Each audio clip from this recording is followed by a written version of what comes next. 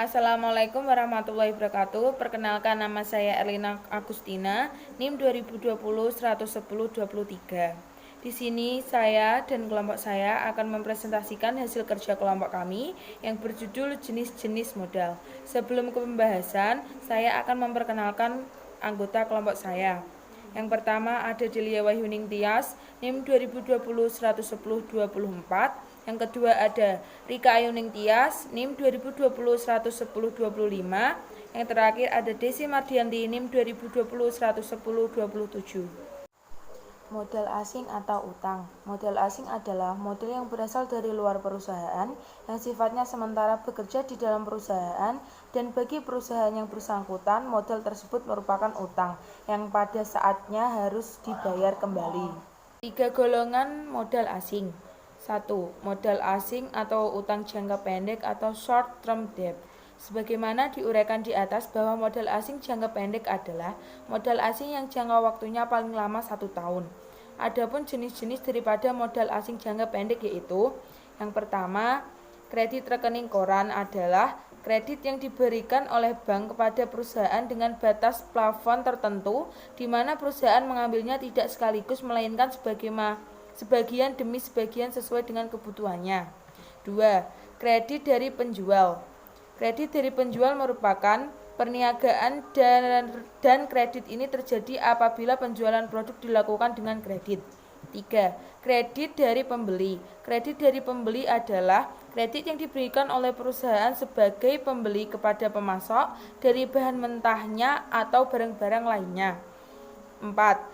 Kredit wesel. Kredit wesel ini terjadi apabila suatu perusahaan mengeluarkan surat pengakuan utang yang berisikan kesanggupan untuk membayar jumlah uang tertentu kepada pihak tertentu dan pada saat tertentu. 2. Modal asing atau utang jangka menengah sebagaimana diuraikan di muka. Modal asing atau utang jangka menengah adalah utang yang jangka waktu atau umurnya adalah lebih dari 1 tahun dan kurang dari 10 tahun. Bentuk-bentuk utama dari kredit jangka menengah. 1.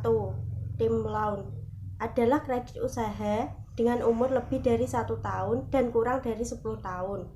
2. Leasing adalah suatu alat atau cara untuk mendapatkan servis dari suatu aktiva tetap yang pada dasarnya adalah sama seperti halnya kalau kita menjual obligasi untuk mendapatkan servis dan hak milik atas aktiva tersebut, dan bedanya pada leasing tidak disertai dengan hak milik. 3. Modal asing atau utang jangka panjang. Sebagaimana disebutkan di muka, modal asing atau utang jangka panjang adalah utang yang jangka waktunya adalah panjang, umumnya lebih dari 10 tahun. Adapun jenis atau bentuk-bentuk dari utang jangka panjang antara lain: pinjaman obligasi. Pinjaman obligasi adalah pinjaman uang untung jangka waktu yang panjang, untuk mana si debitur mengeluarkan surat pengakuan utang yang mempunyai nominal tertentu. Jenis obligasi. 1. Obligasi biasa atau bonds. Obligasi biasa ialah obligasi yang bunganya tetap dibayar oleh debitur dalam waktu tertentu. 2. Obligasi pendapatan atau income bonds. Jenis obligasi di mana pembayaran bunga hanya dilakukan pada waktu perusahaan mengeluarkan surat obligasi yang menandakan keuntungan. 3. Obligasi yang dapat ditukarkan atau convertible bonds. Obligasi yang memberikan kesempatan kepada pemegang surat obligasi untuk suatu saat mau menukarkannya dengan saham perusahaan yang bersangkutan. 2. Pinjaman hipotek. Pinjaman hipotek adalah pinjaman yang jangka panjang di mana pemberi uang atau kreditur diberi hak hipotek terhadap suatu barang tidak bergerak. 2. Modal sendiri. Modal sendiri pada dasarnya adalah modal yang berasal dari pemilik perusahaan dan yang tertanam di dalam perusahaan untuk waktu yang tidak tertentu lamanya. Oleh karena itu, modal sendiri ditinjau dari sudut likuiditas, merupakan dana jangka panjang yang tidak tertentu waktunya. Modal sendiri di dalam suatu perusahaan yang berbentuk perseriuan terbatas terdiri dari: 1. Modal saham. Saham adalah tanda bukti pengambilan bagian atau peserta dalam suatu PT. Adapun jenis-jenis dari saham adalah sebagai berikut.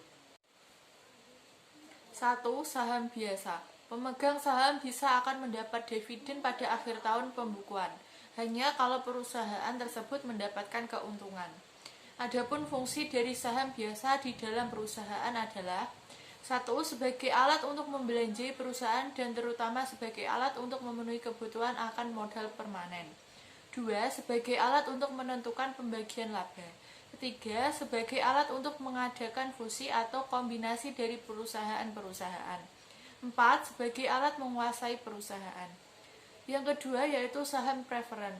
Pemegang saham preferen mempunyai beberapa preferensi tentunya di atas pemegang saham biasanya, yaitu terutama dalam hal-hal pembagian dividen dan pembagian kekayaan.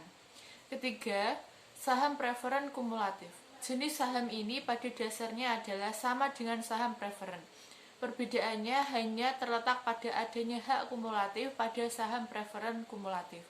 Dengan demikian, pemegang saham preferen kumulatif apabila tidak menerima dividen selama beberapa waktu karena besarnya laba tidak mengizinkan atau karena adanya kerugian.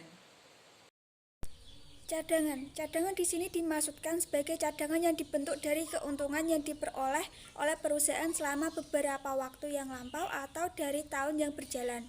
Cadangan yang termasuk dalam modal sendiri ialah antara lain 1. Cadangan ekspansi, 2. Cadangan modal kerja, 3. Cadangan selisih kurs, 4. Cadangan untuk menampung hal-hal atau kejadian-kejadian yang tidak diduga sebelumnya. Cadangan umum. Cadangan yang tidak termasuk dalam modal sendiri antara lain 1. Cadangan depresiasi, 2. Cadangan piutang ragu-ragu, 3. Cadangan yang bersifat hutang. Laba ditahan. Keuntungan yang diperoleh oleh suatu perusahaan dapat sebagian dibayarkan sebagai dividen N, sebagian ditahan oleh perusahaan. Apabila penahanan keuntungan tersebut sudah dengan tujuan tertentu, maka dibentuklah cadangan sebagaimana diuraikan di atas. Sekian presentasi dari kelompok kami. Apabila ada tutur kata kesalahan, mohon dimaafkan. Wassalamualaikum warahmatullahi wabarakatuh.